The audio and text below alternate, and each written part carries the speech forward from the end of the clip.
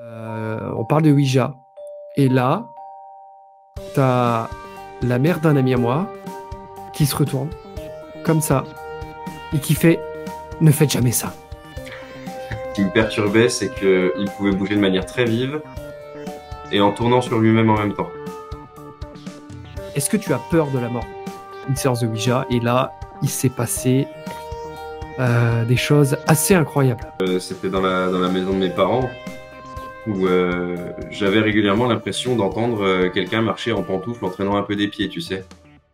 Bonjour à toutes et à tous et bienvenue dans ce nouvel épisode avec mon ami Julien. Bonjour Julien, comment tu vas? Salut Nico, ça va et toi? Bah écoute, ça va super, super content. Aujourd'hui, on se retrouve pour le rendez-vous d'Horatio. Vous commencez à connaître le rendez-vous d'Horatio. On prend des chroniques, les sujets du jour, la question d'Horatio, nos recommandations du moment, et puis on en parle avec Julien. C'est un rendez-vous ponctuel, c'est un rendez-vous qui me fait plaisir. Je pense que c'est un peu pareil pour toi, on en a parlé juste avant. Avant de Plaisir commencer, partagé, ouais. merci. Avant de commencer cet épisode, je vais juste rappeler aux gens qui nous écoutent. Déjà, je voulais vous remercier parce que là, les écoutes augmentent énormément sur Spotify. Vraiment, on est à quasiment 2000 auditeurs réguliers sur nos épisodes, enfin, pour moi, excellent. Je trouve vraiment que c'est excellent. Je vais juste vous demander, à vous qui écoutez ce podcast sur Spotify, s'il vous plaît, est-ce que vous pouvez nous laisser la petite note de 5 étoiles sur Spotify, sur le podcast, parce que vous êtes très peu en fait à faire des retours sur l'épisode, alors que ça nous aide énormément. Vous allez dans les 3 petits points, donc juste en dessous de l'épisode, sur évaluer l'émission. Et si vous pouvez nous noter, ça nous ferait vraiment plaisir. En tout cas, je vous remercie. Je rappelle aussi aux gens qui nous écoutent que vous pouvez aussi l'écouter sur Apple Podcast, sur Amazon. Vous pouvez aussi le regarder sur YouTube, même si c'est pas le secteur privilégié. Je préfère que les gens écoutent au format podcast sur les plateformes de podcast. Je trouve que c'est beaucoup plus intéressant. Voilà pour cette longue introduction. Désolé Julien. Écoute, je te propose de commencer sans plus tarder sur le sujet du jour, si ça te convient. Allons-y. C'est parti, jingle. Alors, le sujet du jour, je voulais parler aujourd'hui avec toi de la mort, de ton rapport à la mort. Alors, je voudrais juste faire un petit disclaimer à ceux qui nous écoutent. On va pas en parler de manière négative, on n'est pas là pour déprimer, on n'est pas là pour se mettre à pleurer, d'accord? Je pense que c'est intéressant d'en parler, on est tous confrontés au sujet. Toi, Julien, quel est ton rapport à la mort? Est-ce que tu as peur de la mort? Bah, je pense comme la plupart des gens, ouais. En tout cas, j'ai peur de partir. J'ai peur de partir avant d'en avoir marre d'être vivant. Tu vois ce que je veux dire? Euh, j'ai Moi, j'ai eu l'exemple de mon grand-père quand il arrivait sur ses dernières années où il commençait à affaiblir, à plus être aussi autonome qu'il le souhaiterait et tout. Et il disait des fois, j'en ai marre, je préférerais être en face en parlant du cimetière, quoi. Et je pense que quand on en arrive là, c'est le bon moment pour partir. Parce que du coup, on n'a pas de regrets, on est arrivé au bout, même si on a peut-être encore des choses qu'on aurait aimé faire. Je pense que l'idéal, ouais, c'est de partir quand on aura le cul. Et Il avait quel âge? il avait 88 ans. Donc c'est déjà un bel âge, quoi. Et, je pense sans un petit accident, un petit AVC, il aurait pu faire encore 1 ou 2 années en plutôt bonne forme. Mm. Donc ouais. Puis après, je pense que ce qui trahit le plus le fait que ça me fout un peu les jetons, c'est que j'ai une phobie, une véritable phobie, c'est celle des macabées. Tu Ah peux pas ouais. me mettre dans un musée avec des momies, des squelettes, des choses comme ça. J'ai des sueurs froides, je deviens tout pâle. C'est terrible, quoi. D'en visiter les catacombes encore moins. Mais en soi, est-ce que la mort te fait peur? Est-ce que demain, si demain ta vie devait s'arrêter, est-ce que tu penses que tu auras accompli suffisamment de choses ou est-ce que tu serais complètement blasé?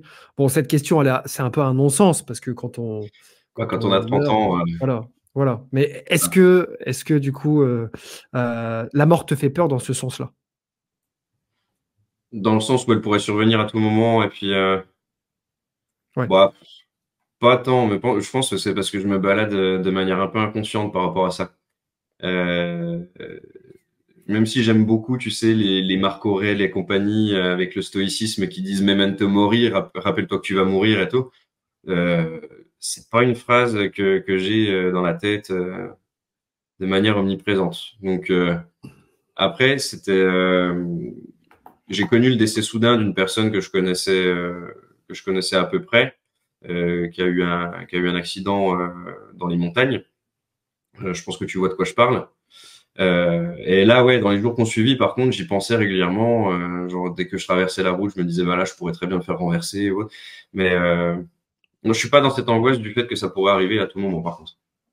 Je sais pas si tu as remarqué, quand on a quelqu'un qu'on connaît, une connaissance, un proche qui meurt, tout de suite, on se prend en pleine gueule, tu vois, cette phobie, en Mm. mode, ah bah en fait, on peut partir vraiment comme ça, tu vois. La Ouais. vie tient vraiment qu'à un fil. Moi, tu vois, j'ai pas particulièrement peur de la mort, parce que je suis un peu comme toi, je me laisse un peu balader par la vie, je me laisse avancer. Mais tu vois, j'avais très très peur de la mort, mais de la mort de mes proches quand j'étais petit. Alors Mm. c'est toujours une peur chez moi qui est fort présente, parce que j'ai pas tant peur de mourir, j'ai plus peur que mes proches décèdent. Et tu vois, de vivre cette étape de manière précoce me fait très peur.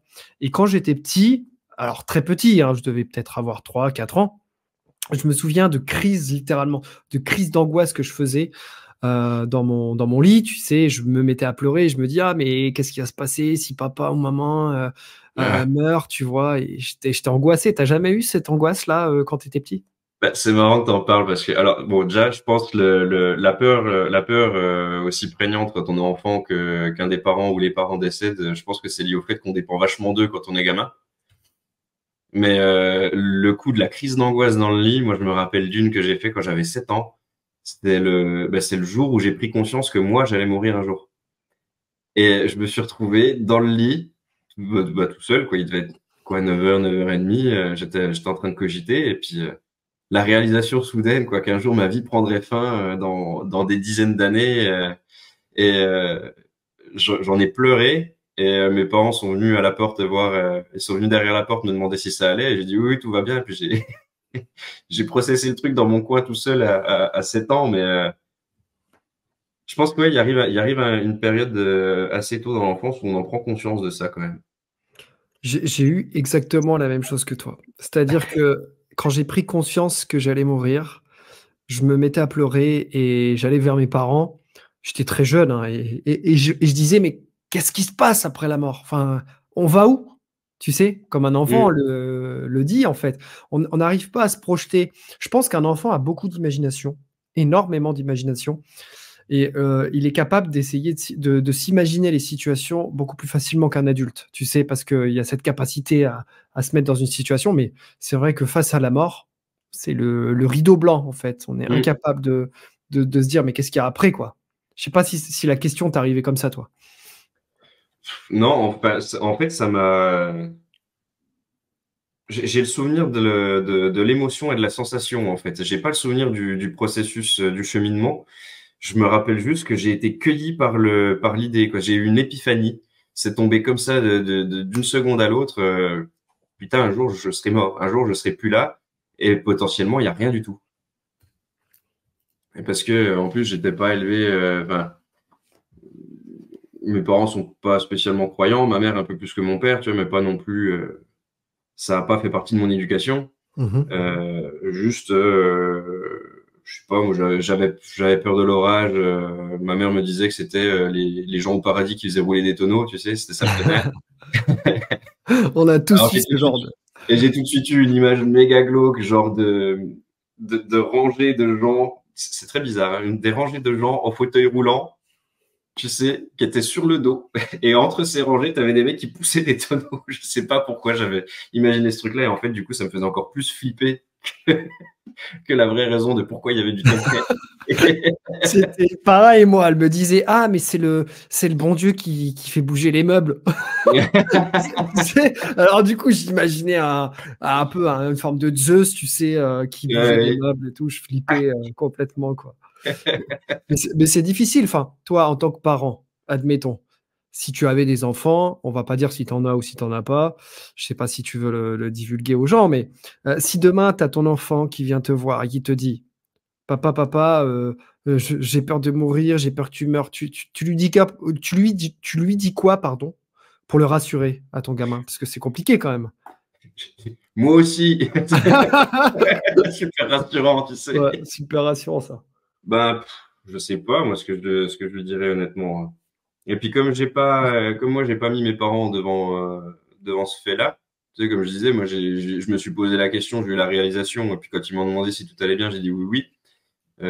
Du coup, j'ai pas vu comment eux ils ont géré. Donc Elle est com honnêtement, Elle est compliquée cette question-là, parce que moi, c'est pareil, je ne sais pas trop ce que je lui dirais. Tu sais, je lui dirais: «Bah, écoute, enfin, je sais pas, c'est la vie, mais c'est pas pour autant triste», parce c'est vrai qu'on a un rapport à la mort qui est extrêmement négatif.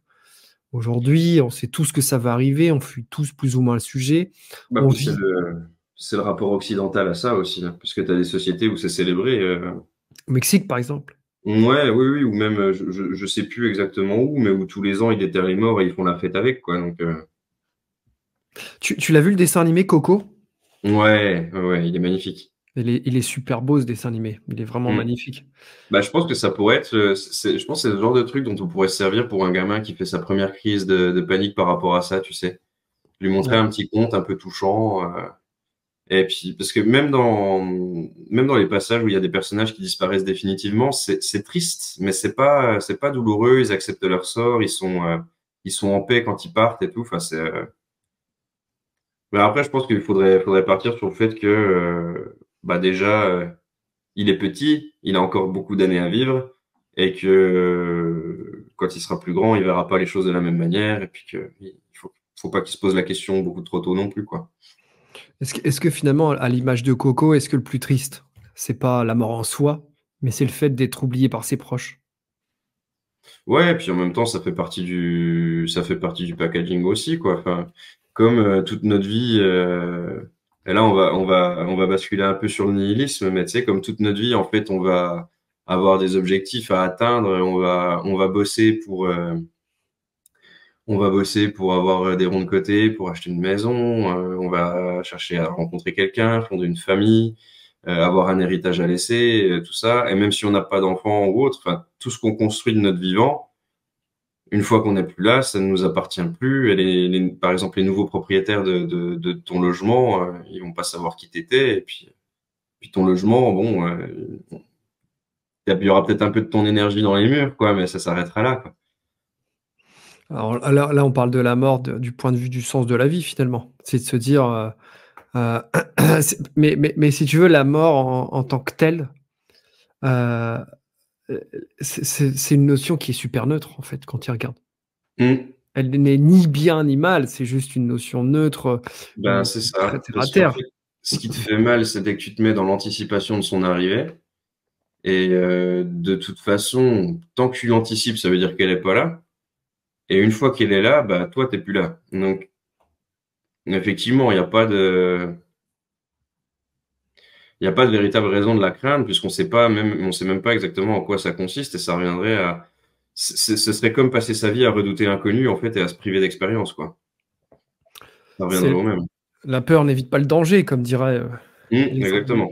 comme dirait l'autre, mais c'est vrai que quand on pense à la mort, on pense à tout ce qu'on peut laisser, à tout ce qu'on peut laisser comme opportunité, à tout ce qu'on peut laisser comme proche, comme moment, comme matériel, Mm. heu, alors qu'en soi, enfin, à l'instant T où tu meurs, je pense que, bah, tout ça, ça devient futile et tu t'en rends pas compte en soi de tout ce que tu as perdu. Je pense. Alors attends, c'est une notion très terre à terre. Après je te poserai une autre question par rapport à ça, mais c'est pour ça que je pense que la mort en soi, c'est une notion neutre, mais ce qui est moins neutre, c'est la façon de l'appréhender, de l'anticiper, de la visualiser, tu vois? J'ai l'impression qu'on est tout le temps dans la visualisation de cette mort, mais en même temps, on vit notre vie comme si on était immortel. On fait des projets, on continue à faire des projets. Tu as les gens, ils ont 65 ans, ils se disent: «Ah bah, vivement la retraite», bon, Mhm. lui c'est 64, on va dire. Vivement la retraite, vivement la retraite, alors que peut-être que les plus belles années de leur vie sont derrière eux. Je sais pas, hein, je pose ça là, mais on est toujours dans cette roue qui nous fait marcher de manière un peu immortelle, en fait. J'ai un peu cette impression. Ouais, bah, disons qu'aussi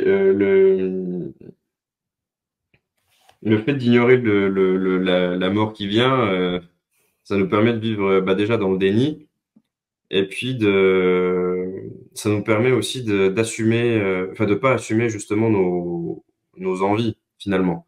C'est que à remettre au lendemain, effectivement, c'est considérer que le lendemain on sera toujours là, et c'est se donner une excuse pour ne pas le faire tout de suite.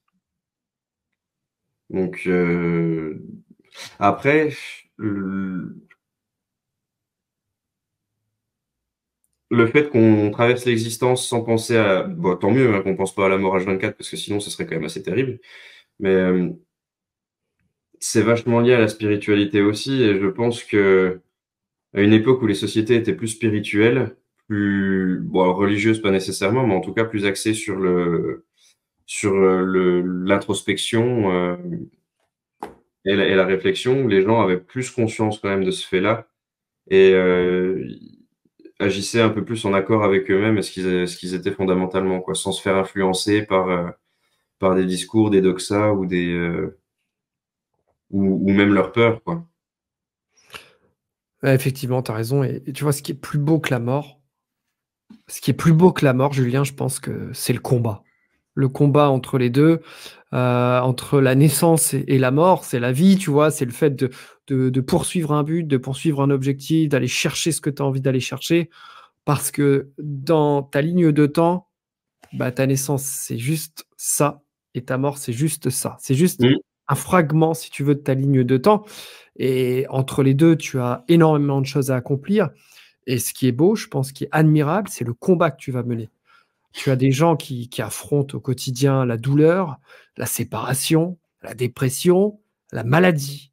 Heu et moi, ces gens-là, tu vois, si je pouvais leur parler directement aujourd'hui, je leur dirais: «Mais en fait, arrêtez de penser à la mort, pensez au combat». C'est beaucoup plus difficile c'est plus facile à dire qu'à faire, pardon, ça c'est sûr, ça c'est certain. Mais, quelqu'un qui a combattu dans sa vie, les défis, qu'il devait mener, les défis qui se sont, amenés à lui, je pense que il peut «mourir en paix» entre guillemets, tu vois ce que je veux dire? C'est ça qui Oui, fait peur aussi. totalement, hein. Bah, puis il y a une très forte dimension aussi dans laquelle on trouve du sens dans l'existence à travers la souffrance qu'on traverse. Et finalement, quand on ne souffre de rien dans le quotidien, c'est là où vient l'ennui, et c'est encore plus terrible, je trouve. C'est encore plus terrible de s'ennuyer complètement. En fait, quand t'es ni heureux ni en souffrance, que t'es dans cette espèce d'entre-deux, t'es vraiment dans les limbes, quoi. Et ça me fait penser d'ailleurs que justement ces notions de paradis, d'enfer, de limbe, on les désigne pour la vie après la mort, mais en fait c'est déjà très présent dans la vie actuelle, quoi. C'est que tu traverses des périodes infernales, tu traverses des périodes de bonheur, et tu traverses des périodes où même au niveau des émotions, tu ressens pas grand-chose. Au niveau des rencontres, t'en fais pas. Au niveau des occupations, bon, bah, t'es passé à autre chose vis-à-vis de ton passe-temps précédent et t'as pas encore trouvé le suivant. T'as des phases de transition comme ça. Et inévitablement, en fait, si t'es pas dans le bonheur, si t'es pas dans une phase de bonheur, c'est comme si la souffrance allait venir te chercher pour te sortir un peu de ta zone de confort et de te faire grandir, en fait. Ou alors tu vas aller chercher la souffrance. C'est-à-dire que par ennui, tu vas aller te mettre dans des situations qui vont te mettre en difficulté, en fait. Est-ce que toi, Julien, tu crois en la vie après la mort? Mmh, bah, dans le fond, non. Je vais croire en des énergies qui nous dépassent, tu sais, je parle beaucoup de l'univers des fois dans le sens où j'interprète certaines choses comme des signes que quelque chose m'envoie. Mais par contre, sur la question de la vie après la mort, j'en ai pas l'intime conviction, sachant quand même que, au vu de quelques petites choses que j'ai vécues ou qu'on m'a ramené, j'ai quand même un doute là-dessus. Tu sais, les petites expériences paranormales que les gens peuvent avoir ou Des bah, expériences de mort imminente aussi. les expériences de mort imminente, ouais, exactement. Et puis même, tu vois, des choses un peu inexplicables qui sont vécues et qui, alors peut-être que c'est parce qu'on manque d'éléments scientifiques justement pour les expliquer, mais moi, je sais pas, tu vois, il y a des choses qu'on m'a racontées par des personnes de confiance où je sais que ces personnes n'ont aucun intérêt à mentir, à raconter n'importe quoi. Euh, tu te dis, bon, c'est quand même curieux, quoi. Si c'est pas, s'il y a pas quelque chose avec une intention bien précise qui a fait cette action, bah, c'est quand même un sacré hasard. Tu pourrais nous donner un exemple, là, nous expliquer une anecdote sans citer de nom? Ouais, bah, l'exemple que j'avais en tête en parlant de ça, notamment, c'était une de mes amies, une de mes très proches amies, qui était dans une maison où ils avaient fait une soirée au dernier étage sous les combles, une très vieille maison. Et ils avaient constaté que enfin, elle avait remarqué qu'il y avait du mouvement en fait du côté de la porte de l'entrée de la pièce. Et en fait, c'était la poignée qui tournait sur elle-même. Sauf Non. que la porte était entrebâillée, donc si elle se mettait face à la tranche, elle pouvait voir les deux côtés de la porte. Donc il y avait rien d'aucun des deux côtés qui faisait tourner cette poignée. Et quand elle a essayé de la saisir, bah elle a senti une résistance derrière, quoi. Enfin, tu vois, c'est ce genre de choses-là en fait qui me laisse un peu perplexe, on va dire. Ah ouais. Ah ouais, c'est quand même assez Ou- dingue. ouais, ouais, non, franchement, il y a des trucs. Et t'allais dire, t'as une autre anecdote? Ouais, ça c'était un truc, c'était dans la maison de mes parents où j'avais régulièrement l'impression d'entendre quelqu'un marcher en pantoufles en traînant un peu des pieds, tu sais. Et bon, dans les vieilles maisons, de toute façon, tu te dis ça travaille, etc. Et j'avais fini par appeler ce bruit l'autre. Je me suis dit, ah, tiens, il y a l'autre qui marche. Et un jour, je suis rentré chez eux. Mon frère était passé à la maison pour vérifier quelque chose sur l'ordi de mes parents. Et il y était depuis le milieu de l'après-midi, quoi. Et il m'a demandé si j'étais rentré à ce moment-là, si vers 15 heures j'étais rentré, j'étais repassé à la maison. Et je dis, ah bah non. Puis il me dit, ah bah, attends, j'aurais juré avoir entendu marcher. Je dis, ah bah c'est l'autre. Il Ah me fait, comment ouais. ça l'autre? Bah moi j'ai déjà entendu. Je lui dis, c'était un bruit de pantoufle que t'as entendu? Il me fait, ouais, ouais. Je fais, bah c'est ça, c'est l'autre. Et bah, tu vois que des petits trucs comme ça, quoi. Après, bon, j'ai appelé ça l'autre parce que je trouvais ça marrant, tu sais, de me dire que c'était une entité ou un truc, mais ouais, en fait, j'ai pas la certitude de ce qui se passe après. Personne ne l'a de toute façon. Même ceux qui prétendent, qui soutiennent Mordicus qu'il n'y a rien après la mort, faut le savoir avec précision, quoi. Bah, c'est ça en fait, parce que moi, je, moi j'y crois. Moi, je crois qu'il y a quelque chose après la mort. Bon, je suis pas là pour étaler ma vie, mais moi, je suis croyant. Mm. Euh, je suis, je suis croyant et si tu veux, aujourd'hui, le discours majoritaire, le discours ambiant, c'est c'est de nous faire comprendre à nous, les personnes, enfin, à nous les croyants, en fait, c'est de nous dire, ouais, mais attends, vous êtes complètement con, en fait. Vous êtes complètement débile. Oui, Les vous êtes à gars, la ramasse, ah, vous êtes 3 siècles en arrière. ouais, ouais, c'est de nous dire ça, c'est de nous dire, mais c'est complètement con, vous vous faites avoir. Vous êtes vraiment, vous êtes vraiment complètement dépassé, si tu veux. Ouais. Moi, ce que je réponds souvent, c'est de dire, bon, bah, d'accord, en fait, crois ce que tu veux, je ne te force pas à croire ce que moi, je crois, et je Mm. ne te demande pas de croire ce en quoi je crois, mais est-ce que tu es sûr que quand tu seras sur ton lit de mort, que tu seras à 2 pas de mourir, vraiment, est-ce que tu es certain qu'après, il n'y aura rien? Il n'y a personne qui peut affirmer, qui peut prétendre là, maintenant, tout de suite, ouais, c'est sûr et certain, je sais ce qu'il y aura après, et il n'y aura rien du tout. Il n'y a Mm. personne qui peut l'affirmer à 100%, et ceux qui nous disent, que ce soit ceux qui nous disent qu'il n'y a rien, ou que ce soit ceux qui nous disent que c'est sûr, il y a quelque chose, personne ne peut en être certain finalement. Tu vois ce que je veux dire? Mmh. Et en fait, j'ai envie de te dire, il y a personne qui est plus avancé que moi et je ne suis pas plus avancé que les autres. Donc Mmh. respectons un peu les croyances de chacun, à ce niveau-là. Mais moi, ce que je reproche vraiment, c'est qu'aujourd'hui, il y a vraiment une forme de propagande à dire: «Oh mais attends, lui, il croit en quelque chose, ah, il est complètement débile». C'est forcément quelqu'un de débile. Oui, bah, puis propagande qui est un peu à sens unique suivant les cultes qui sont pointés du doigt, mais heu, oui, en fait, c'est prétentieux, je pense, d'affirmer une chose ou son contraire là, à ce sujet-là et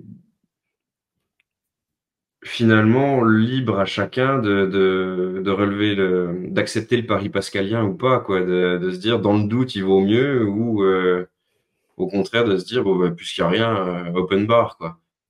Et je pense qu'il y a toute une partie de la vie en plus où on est tiraillé entre ces deux perceptions de la chose.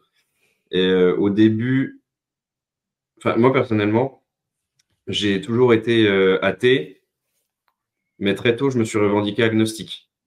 Parce que j'ai jamais, enfin, j'ai toujours eu à cœur de dire que j'avais pas la prétention de savoir. Et pour autant, les gens pensent que c'est parce que on croit au paradis ou à l'enfer qu'on va bien se comporter, etc. Mais dans le fond, ça n'a rien à voir, Bien sûr. puisque ton comportement sur cette terre, c'est pas ça qui va déterminer si tu vas en enfer ou au paradis. Finalement, bah, dans le cas des catholiques, des croyants, c'est Dieu qui te juge à la fin. Si pour Dieu, c'est d'être fidèle à tes principes et puis quand même de croire en lui, bon bah à ce moment-là, tu peux être un malfrat et avoir été fidèle à tes principes, avoir eu un honneur. Ça fait pas de.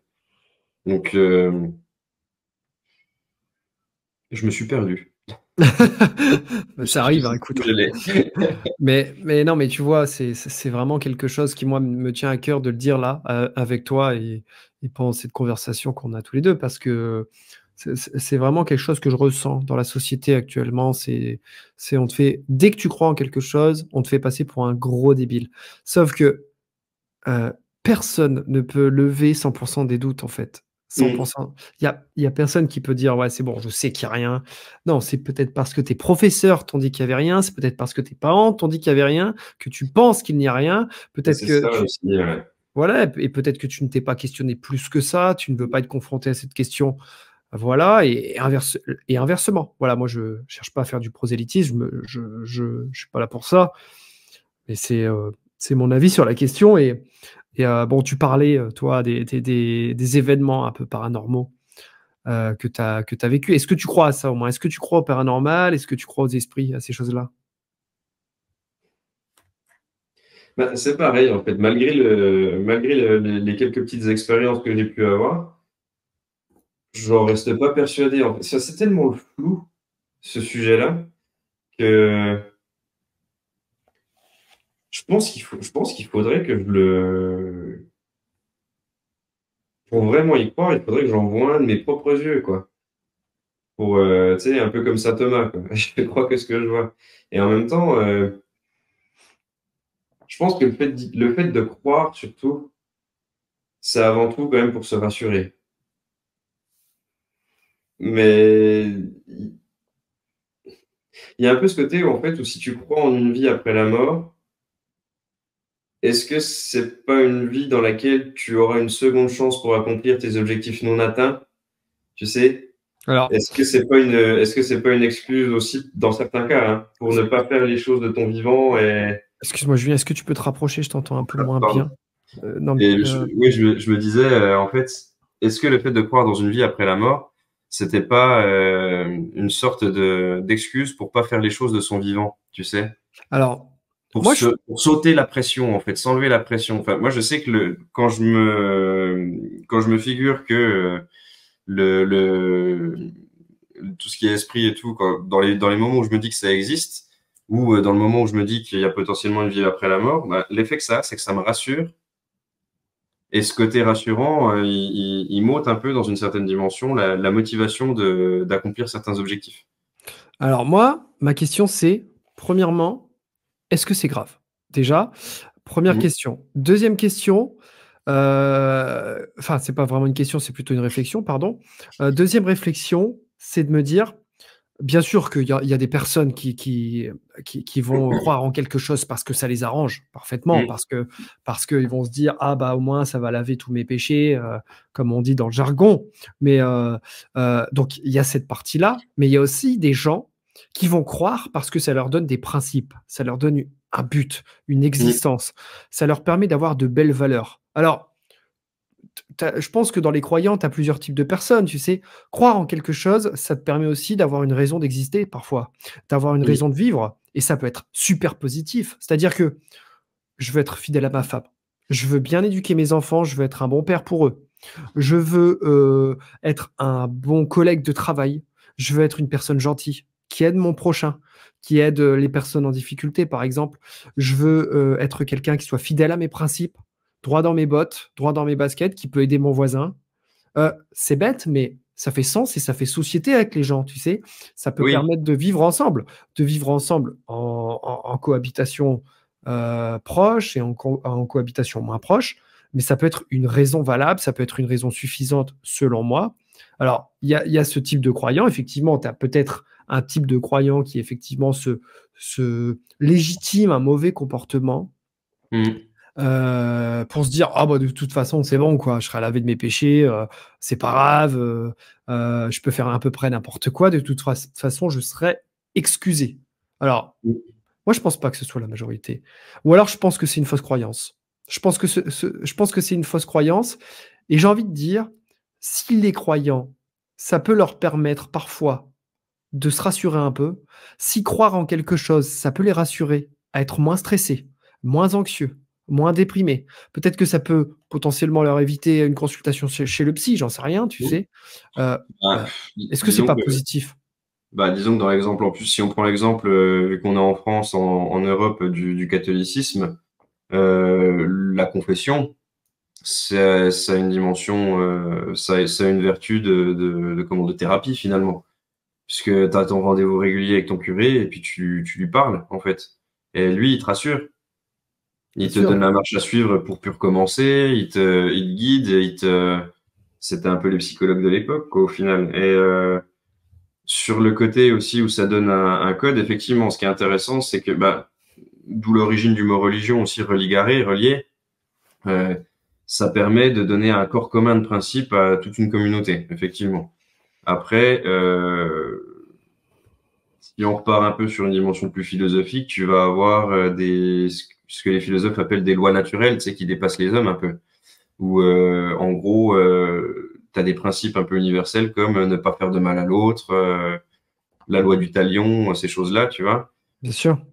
Et autant, enfin, je pense que tu peux du coup parler de. J'aurais tendance à parler du coup de croyants dogmatiques, tu sais, pour ceux qui suivent un peu un livre, et puis de croyants plus introspectifs.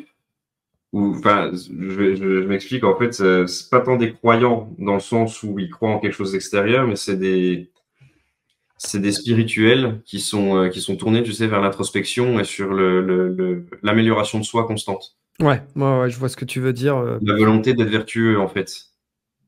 ouais. Et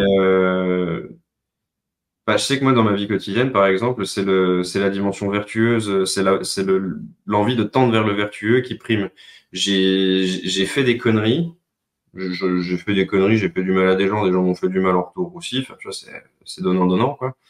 Et c'est même pas pour avoir une bonne place dans l'au-delà que je fais ça. Moi, je veux être vertueux parce que, en fait, c'était pas agréable pour moi de faire du mal, tu vois, tout simplement. Alors là, Le, c'est une super réflexion que tu as là. c'est que, tout simplement, blesser quelqu'un ou même moi me mettre dans des situations un peu retorses, ça me dessert. Donc, c'est vraiment pour éviter un inconfort spirituel et émotionnel, hein, finalement. C'est la culpabilité, ne plus la ressentir. La culpabilité, c'est une émotion qui est faite pour la cohésion sociale. C'est-à-dire que si tu ne te sens pas coupable, tu ne peux pas te soumettre aux règles du groupe et du coup, tu finis par en être exclu parce que tu ne les respectes pas. Totalement, Totalement. Bon, attention Julien, parce que tu as parlé de curé. Alors, alerte au Google qui vont tomber sur cette vidéo par hasard, hein, parce que j'ai bien sûr aucune personne qui écoute ce podcast et qui est dans ce cas de figure-là. Donc, tu as parlé de alors, tu as parlé de curé, ça va parler d'attouchement sexuel sur des enfants, etc. Les gars, on est ouvert d'esprit ici, on sait entendre un discours, mais on est aussi capable d'entendre l'autre. On n'est pas en train de nier l'existence Des dérives. des dérives, etc., des croyances, au même titre que il y a des professeurs qui sont pédophiles dans l'éducation nationale, parce qu'il y en a beaucoup, il faut quand même le dire, et des hommes politiques notamment, mais on citera absolument pas de nom ici. Mais bien sûr que c'est une part qu'il ne faut pas négliger. Ce sont des problématiques qu'il faut souligner, mais ce n'est pas parce qu'il y a ce genre de phénomène, ce n'est pas parce qu'il y a dérive dans la vie, et partout où il y a de la vie, il y a une dérive de toute façon, que on est obligé sans cesse de remettre en cause le principe. Aux gens qui sont incapables d'entendre un discours différent aujourd'hui, nous ne sommes pas d'accord tous les deux, tu sais, mais c'est super agréable de discuter tous les deux. C'est ça qui fait le charme aussi du rendez-vous d'Horatio et de notre amitié tous les deux, c'est que malgré que nous ne sommes pas du même avis, on est capable de réfléchir, de discuter. À ceux qui nous écoutent aujourd'hui et qui sont dans cet égocentrisme de la pensée, dans ce narcissisme, j'ai envie de vous dire, vous êtes les plus intelligents. On est stupide. On est stupide et vous avez raison. Voilà. Vous avez raison, totalement raison. Donc, juste pour revenir sur ce que tu disais, quand tu dis que faire du mal aux autres, ça te fait du mal à toi-même. Je pense que les gens à qui on a fait du mal, et j'ai fait du mal aussi, je pense que tu le disais très bien toi aussi. C'est impossible de traverser l'existence sans le faire. Voilà, c'est impossible. Même quand tu veux faire le bien, parfois tu fais du mal. Les gens à qui j'ai fait du mal par le passé sont incapables aujourd'hui de m'excuser. Même si je leur demandais, même si je leur ai demandé. Si je leur demandais: «Est-ce que tu m'excuses? Est-ce que tu peux m'excuser?»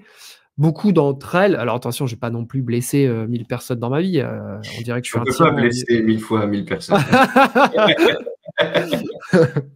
Mais ce que je veux dire, c'est que ces personnes-là, elles seront pas capables de m'excuser. Elles ont raison, à juste titre. Mais qui est capable de le faire? Si ce n'est dans la spiritualité, un être supérieur. Alors pour moi, la croyance, c'est aussi ça, c'est de se dire, on peut pas excuser tout le monde. Même moi, je peux pas excuser le mal qu'on m'a fait, mais je ne peux pas excuser aussi le mal que j'ai fait. Et les gens ne peuvent pas excuser le mal que je leur ai fait. Donc, il y a une forme de puissance supérieure dans laquelle on croit et qui vient dire, moi, je vais comprendre toutes les raisons, parce que je suis omniscient sur la situation. Je vais comprendre toutes les raisons qui t'ont poussé, soit à subir le mal qu'on t'a fait, soit à donner du mal à quelqu'un. Et c'est parce que je comprends toutes ces raisons et que, au final, on sait que tu n'es pas foncièrement mauvais, que je vais t'excuser. Et donc, du coup, le fait de croire en ça, je pense que ça va t'aider à avancer vers le bien, d'éviter de faire le mal à ton prochain dans la vie, même si c'est impossible de tout le temps faire le bien, et d'essayer d'être fidèle à tes valeurs. Je ne sais pas ce que tu en penses de cette réflexion. Bah, après, je pense que j'ai un rapport particulier aux excuses, moi. Dis-moi. Parce que déjà, de manière générale, dans la vie, j'ai aucun regret.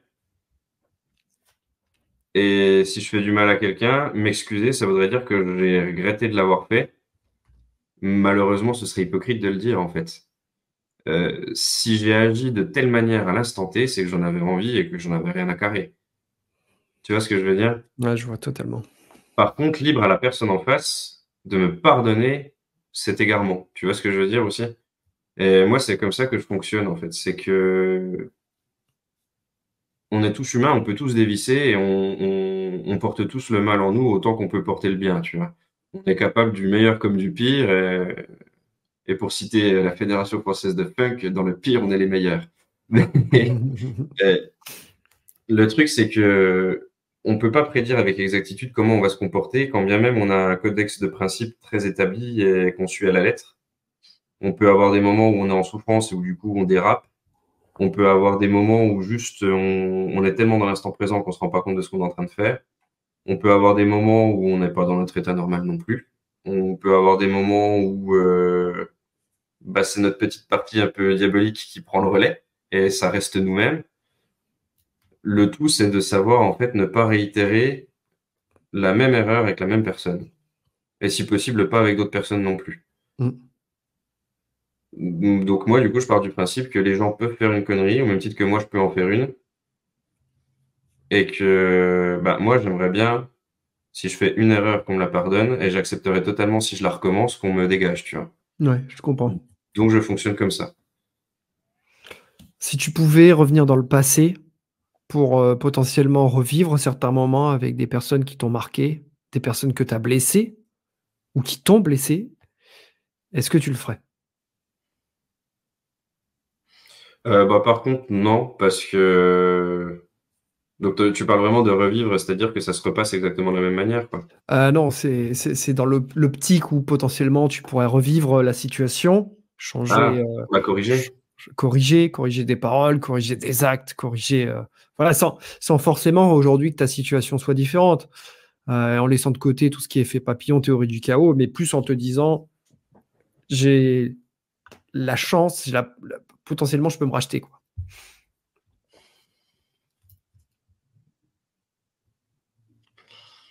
Ça va dépendre pourquoi. Ça va dépendre pourquoi et après on risquerait de partir sur de l'anecdotique et du assez perso, mais la plupart des situations, non, parce qu'avec le recul que j'ai aujourd'hui, elles me sont arrivées pour une raison et je demande pas à ce qu'on me pardonne et j'ai pas envie de pardonner pour autant non plus, tu vois, certaines choses. Mmh. Après, j'en ai pardonné beaucoup des trucs, hein, donc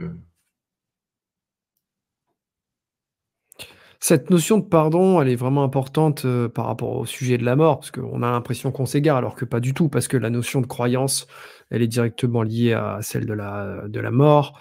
La notion du pardon également, elle est aussi directement liée à la notion de la mort, parce que je pense que lorsque tu es sur ton lit de mort, comme on dit, bah, je pense que te vient, une volonté de paix, d'apaisement, une volonté de pardonner, de partir le cœur léger, tu vois? Et te dire: mmh, «J'ai envie de dire aux gens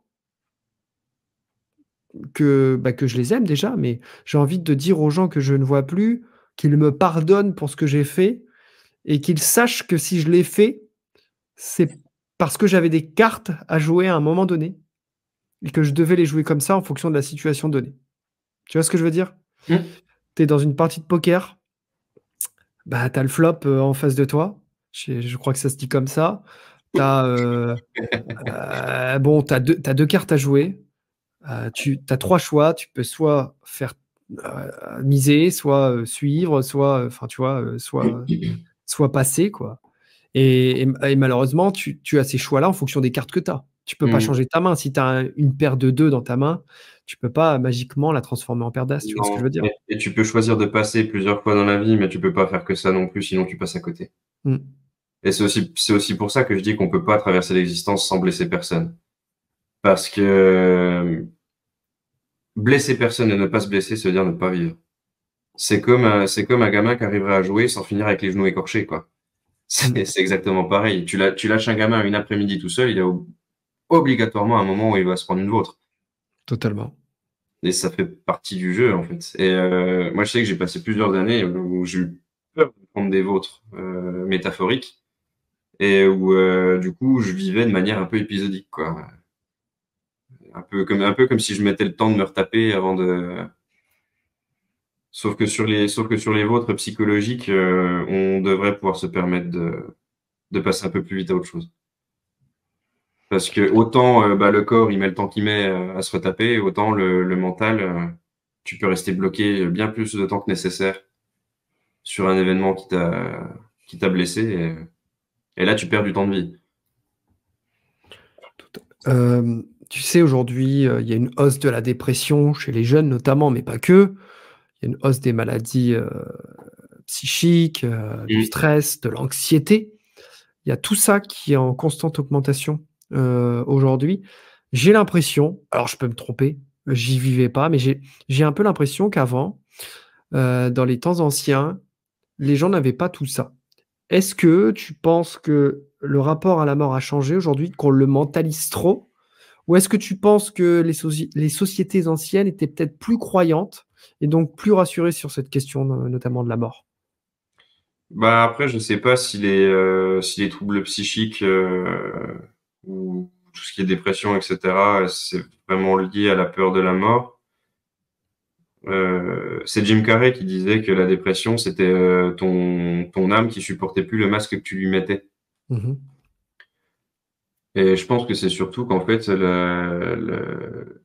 on a atteint un tel niveau de progrès que les gens sont déconnectés les uns des autres et déconnectés d'eux-mêmes. Et je pense que c'est ça qui crée les souffrances. Et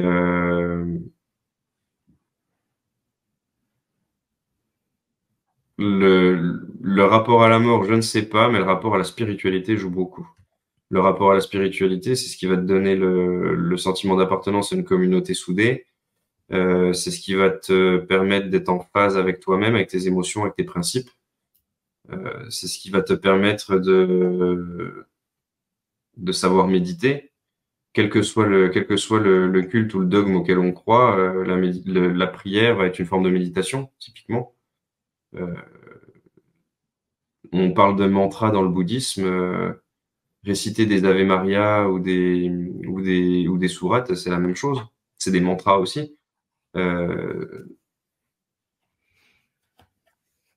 non, je pense que ouais, c'est juste qu'on a, au niveau de la spiritualité, en fait, on a eu la dimension spirituelle des gens, elle s'est décalée vers des sujets d'actualité, d'opinion publique, Mmh. Totalement, totalement. Moi, j'ai pas parlé du paranormal. Moi, tu vois, par rapport à la question que je t'avais posée sur le paranormal, sur les esprits, moi, tu vois, j'y crois pas trop à un paranormal. Alors, je ne nie pas qu'il y ait des événements paranormaux. Mmh. C'est-à-dire que Ah oui, c'est deux effectivement, choses différentes, ouais. on a tous des potes qui nous ont raconté des trucs, avec des séances de Ouija. Ne faites pas Mmh. ça chez vous, hein, je précise, moi je ne ferai ça, je ne ferai ça pour rien au monde parce que j'entends des dingueries, chez certains de mes Moi, je chez l'ai fait, moi. toi tu l'as fait, eh ben, raconte-nous un peu ton expérience. Ouais, c'était un peu un truc à la con, mais on s'était mis dans un espèce de vieux garage abandonné. On avait retourné un plateau de jeux de société. On avait mis des lettres et des chiffres. Et on avait retourné un verre dessus. Et alors, est-ce que c'était l'un de nous qui le faisait bouger ou est-ce que c'était le cumul de nos consciences respectives qui le faisait bouger? Je sais pas. Mais ce qui me perturbait, c'est que il pouvait bouger de manière très vive et en tournant sur lui-même en même temps. Donc, tu vois, c'est des trucs. Enfin bon, après, je vais pas raconter les détails puisque ça nous appartient. Mais il s'est rien passé non plus de dramatique. Mais, tu vois, c'est ce que je disais, c'est qu'on a tous des amis qui ont vécu des trucs un peu paranormaux, des séances de Ouija. Moi, j'étais à un repas de famille une fois et j'en discutais, autour de la table. Il y avait des gens du même âge que moi et puis, enfin, un repas de famille et d'amis et puis, en discutant, comme ça, on parle de Ouija et là, tu as la mère d'un ami à moi qui se retourne comme ça et qui fait: «Ne faites jamais ça». Et on lui dit: «Bah, Ça sent le cul. on ne fait qu'en parler» et on lui dit: «Pourquoi? Est-ce que toi, tu en as déjà fait?»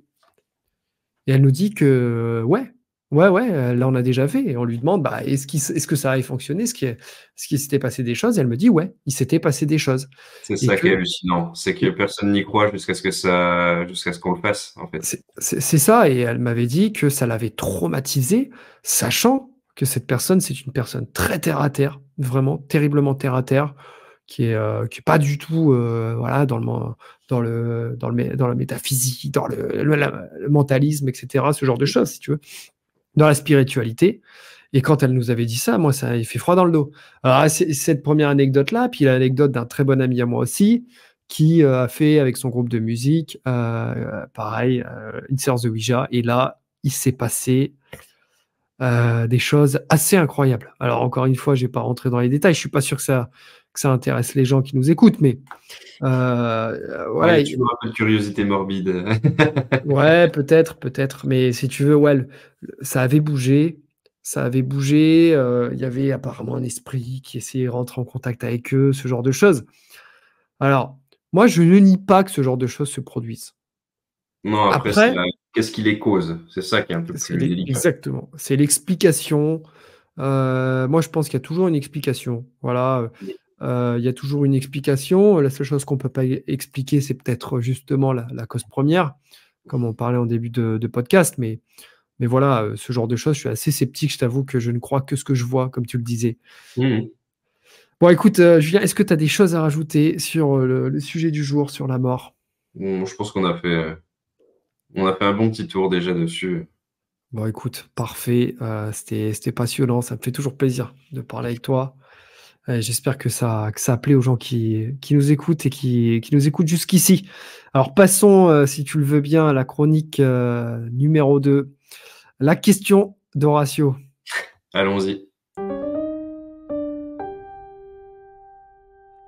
La question d'Horatio. Alors, j'ai prévu juste une question pour toi. Bon, j'y répondrai également pour le jeu. Si tu pouvais garder un âge toute ta vie, ce serait lequel?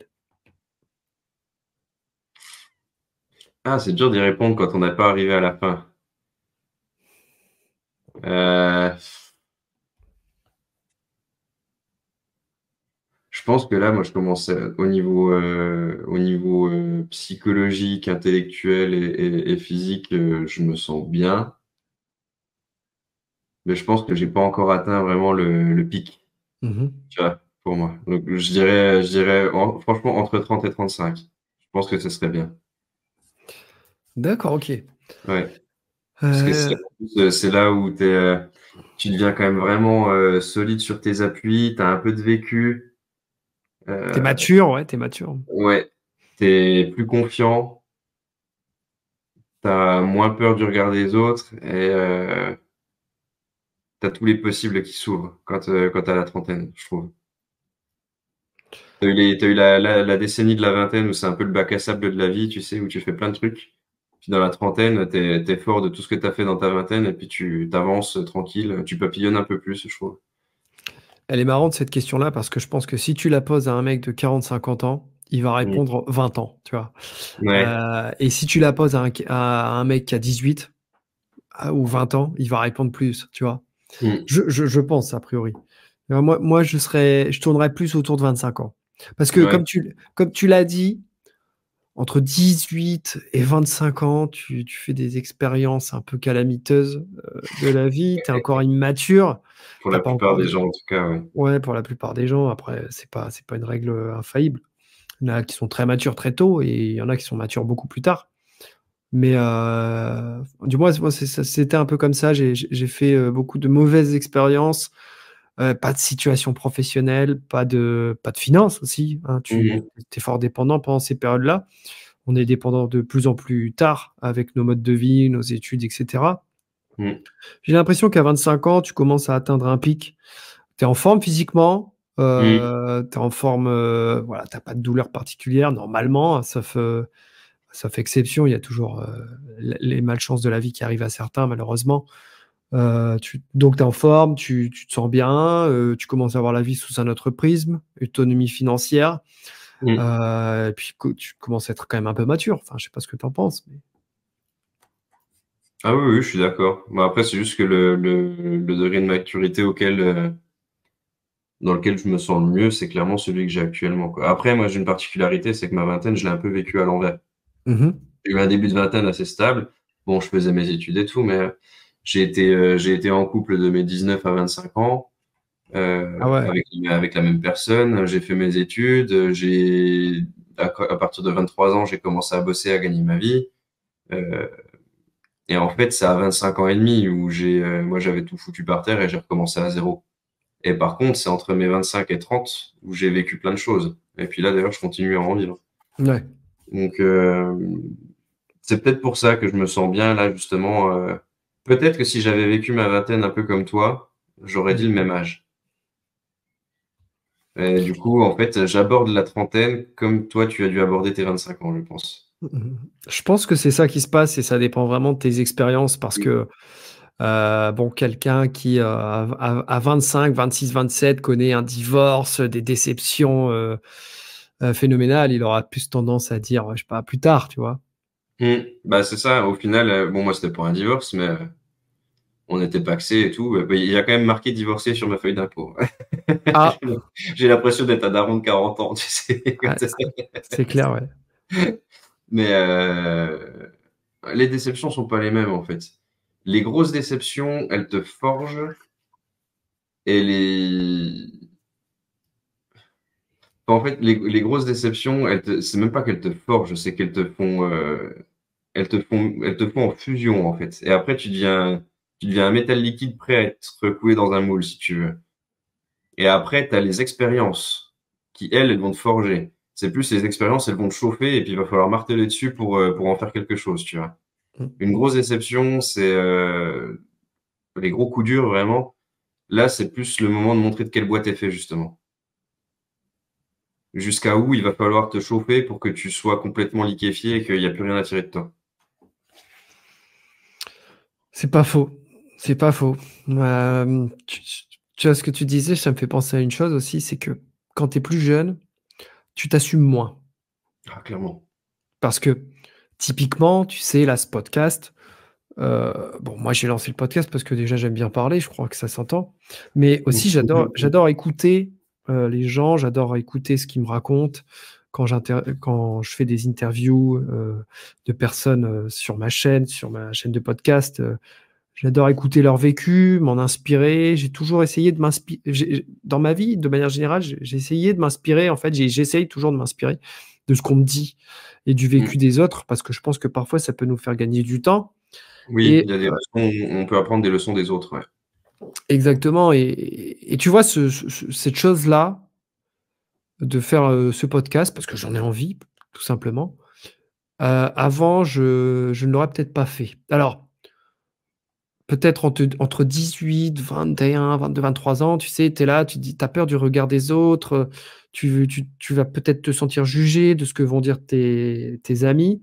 Et j'ai eu comme un déclic à un moment donné dans ma vie, alors je sais pas, c'était peut-être à 24, 25 ans, si tu veux, où personnellement, je m'en contrefiche. Mais vraiment, je m'en contrefiche, si tu veux, de la vie négative que potentiellement peuvent avoir les gens, que ce soit des connaissances, que ce soit des gens que je ne connais pas.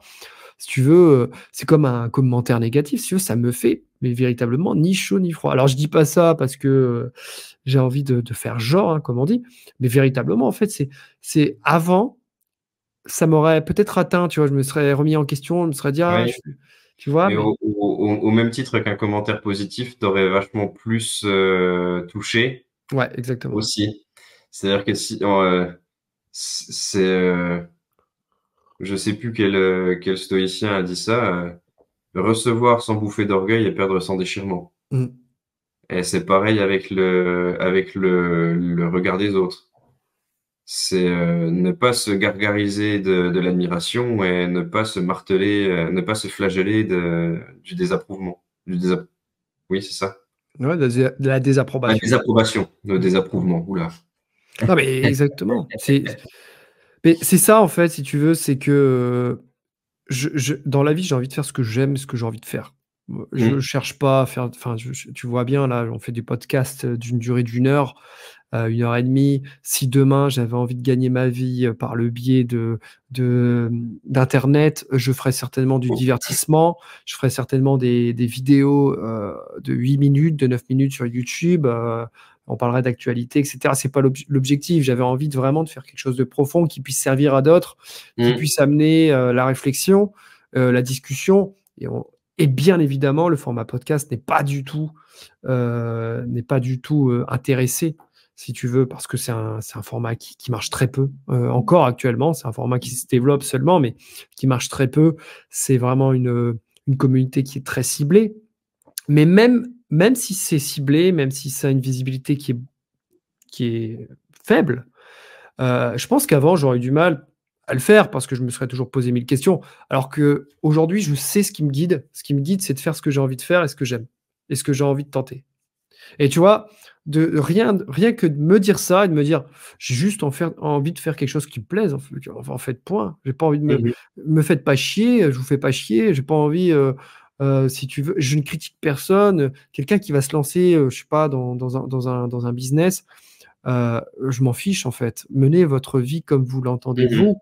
Tu sais, tu as des gens qui passent leur temps, à je sais pas, dans le travail, tu as des gens qui passent leur temps, dans un sport et cetera. Moi, c'est pas du tout mon objectif. Moi, j'ai une vie perso et cetera. J'ai une vie que j'essaye d'équilibrer, mais je ne critique pas ce genre de vie, si tu veux, et je pense que dans la vie, il faut juste faire ce qui nous plaît, en fait, point, et il y aura des gens qui vont critiquer parce que ce seront Bah, des puis je pense que d'ailleurs, frustrés. si les gens te critiquent, c'est que tu es sur la bonne voie aussi. Ah mais totalement.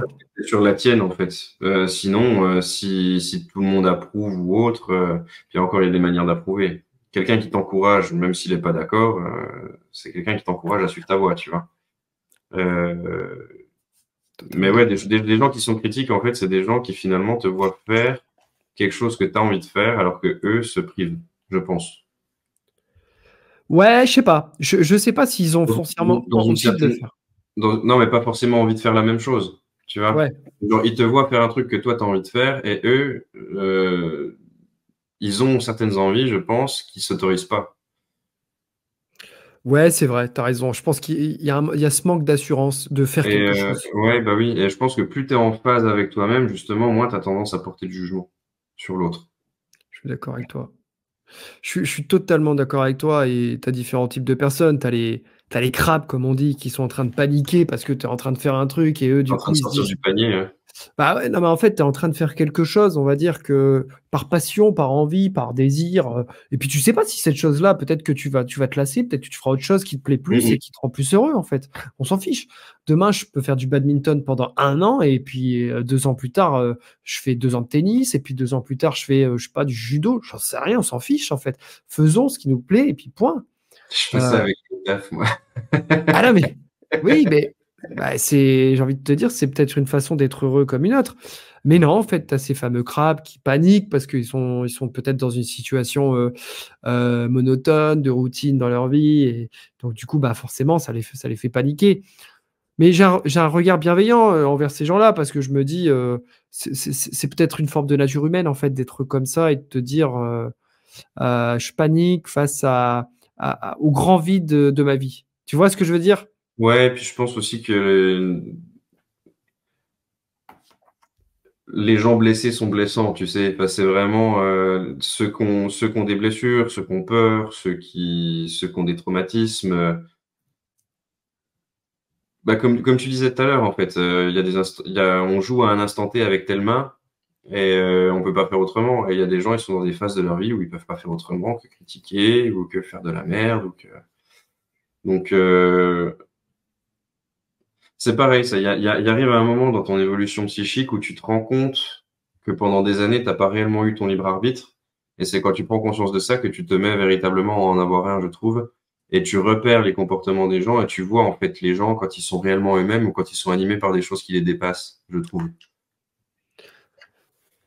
Je suis Et ça d'accord. permet d'avoir plus de compassion envers eux et de moins se laisser atteindre aussi par ce qu'ils te disent. Ouais, je suis d'accord, et de manière générale, il y a beaucoup de haine. Alors, il y a de la bêtise, il y a du manque d'intelligence, ça, Il y a de j'en parle. l'ignorance.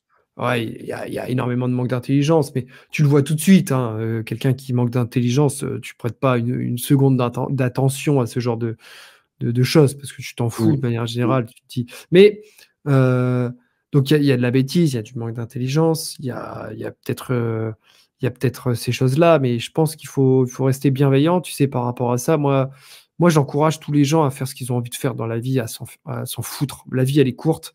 On vient de parler de la mort. Une vie, ça passe très, très vite, vraiment très, très vite. On vieillit très vite, on arrive vite au bout, et je Mhm. pense que faut pas forcément faire les choses par intérêt, mais plus faire les choses par passion, par envie, Ah oui, ouais. voilà, c'est ça, tu vois? Aller au bout de ce qu'on a envie de faire, et même si ça marche pas, même si c'est un échec, c'est pas grave.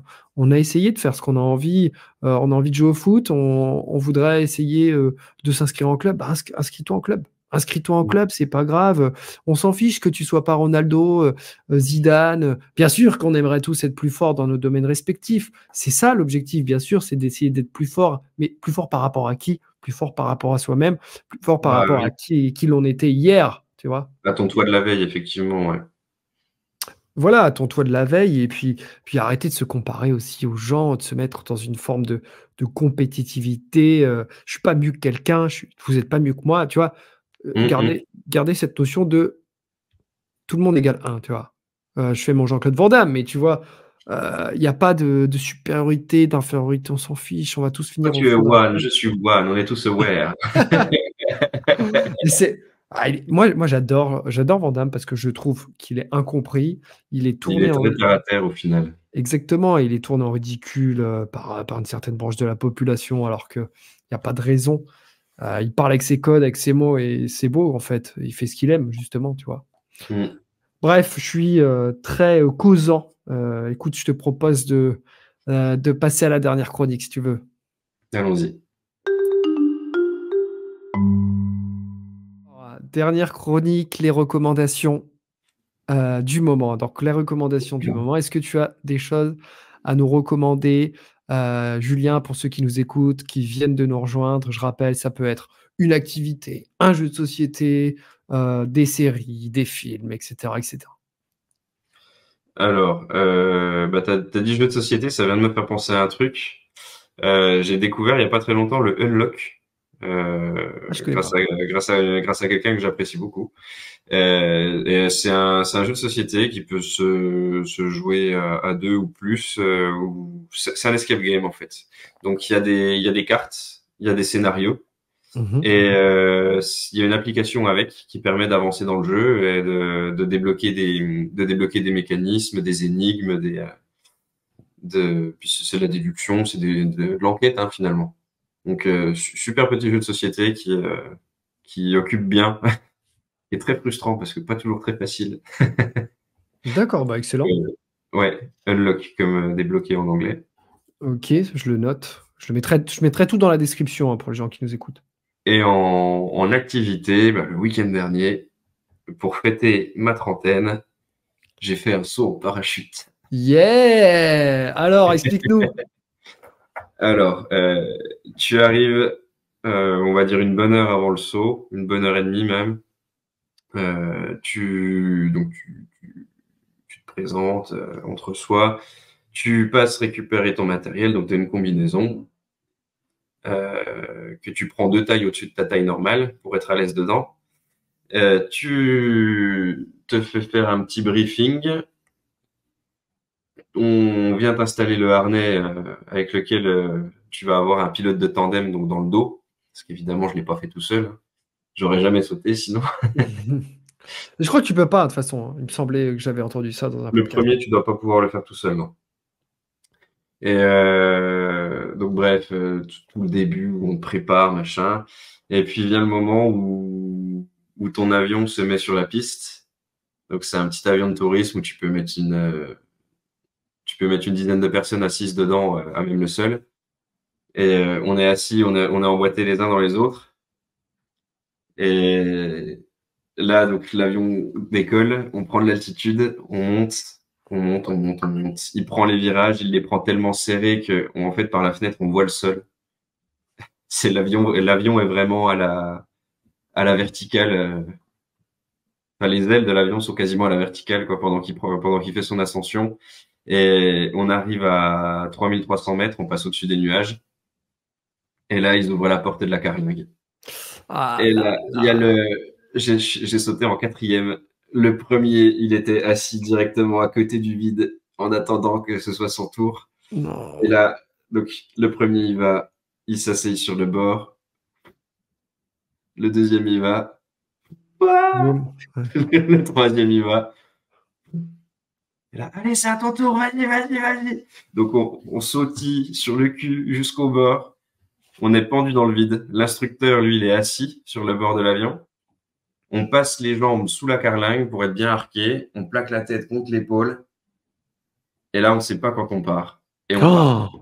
Ouais. Aïe, aïe, aïe, Et aïe. d'une seconde à l'autre, en fait, tu te retrouves dans le vide. tu fais une espèce de pirouette comme ça, et tu te retrouves à nouveau face au sol, tu prends 200 km/h dans la tronche, tu traverses, on était passé juste au-dessus d'un nuage au moment où c'était mon tour, donc j'ai traversé le nuage, tu vois mais littéralement rien dans un nuage, c'est impressionnant. Et là, donc 30 secondes de chute libre, ouverture du parachute, de 200 à 0 km/h, puis ensuite tu reprends ta chute. J'ai chopé des marques sous les bras, tu sais. Ah bah Mais ouais, alors tu par contre, m'étonnes. vraiment phénoménal comme expérience, quoi. Tous tes sens sont tellement surstimulés qu'il se passe plus rien dans ton cerveau, quoi. T'es juste tu cries, mais même pas de peur, quoi. Tu cries d'excitation, t'es comme un fou. T'es comme un fou. T'as ton cerveau qui est blindé d'hormones en tout genre. Oh, l'adrénaline, elle doit être à son Ah max. bah ouais, ouais, bah quand t'as la redescente d'adrénaline, après t'as envie de dormir, quoi, tellement t'as pris un shot.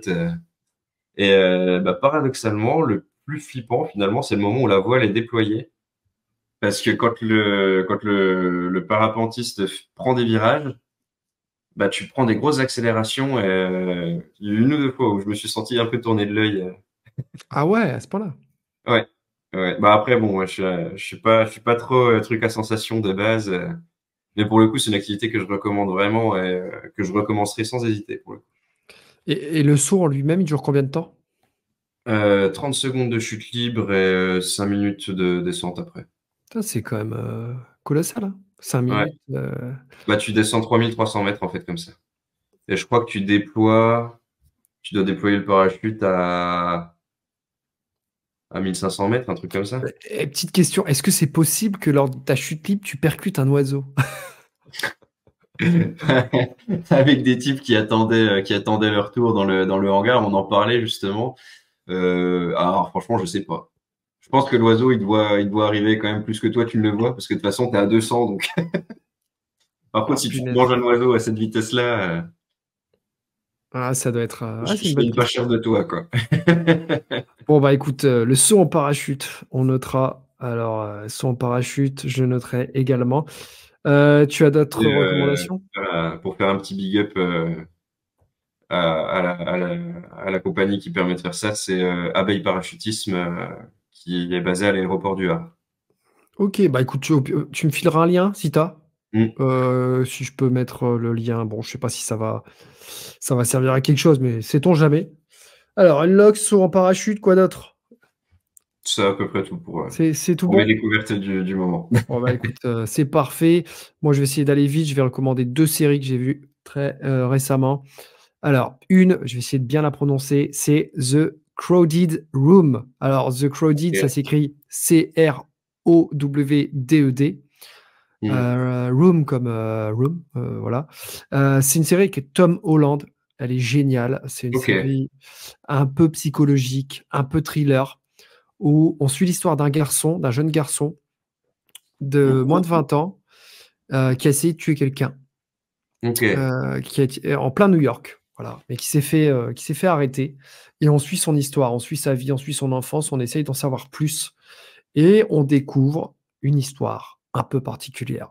Je vous laisse aller regarder cette série. Elle est disponible sur Apple TV+. Si vous avez l'abonnement Canal+, vous pouvez y accéder. Sinon, je vous laisse tout le loisir de pouvoir vous la procurer par des moyens Par légaux. vos propres moyens. Sinon, deuxième série que je recommande aujourd'hui, c'est Mare of Easttown. Donc, Mare, c'est un prénom, M-A-R-E, of Easttown, donc E-A-S-T-T-O-W-N. C'est avec Kate Winslet. Alors, je n'ai pas dit juste avant, hein, The Crowded Room, c'était avec Tom Holland. Si tu Donc, l'avais dit, ouais. j'avais dit? Ouais, autant pour moi. Donc, Mare of Easttown, c'est avec Kate Winslet, l'actrice qui joue dans Titanic, Ok. euh, qui est une policière qui va enquêter sur des disparitions. Alors voilà, c'est un peu glauque, hein, c'est un peu encore thriller, qui va enquêter sur des disparitions. On se prête au jeu, c'est vraiment pas mal. C'est dispo sur la nouvelle plateforme qui vient de sortir, la HBO Max, là, enfin Max. Euh, c'est aussi compris dans l'abonnement Canal. Bon, je dis ça parce que j'ai l'abonnement, donc j'accède facilement, facilement à tout.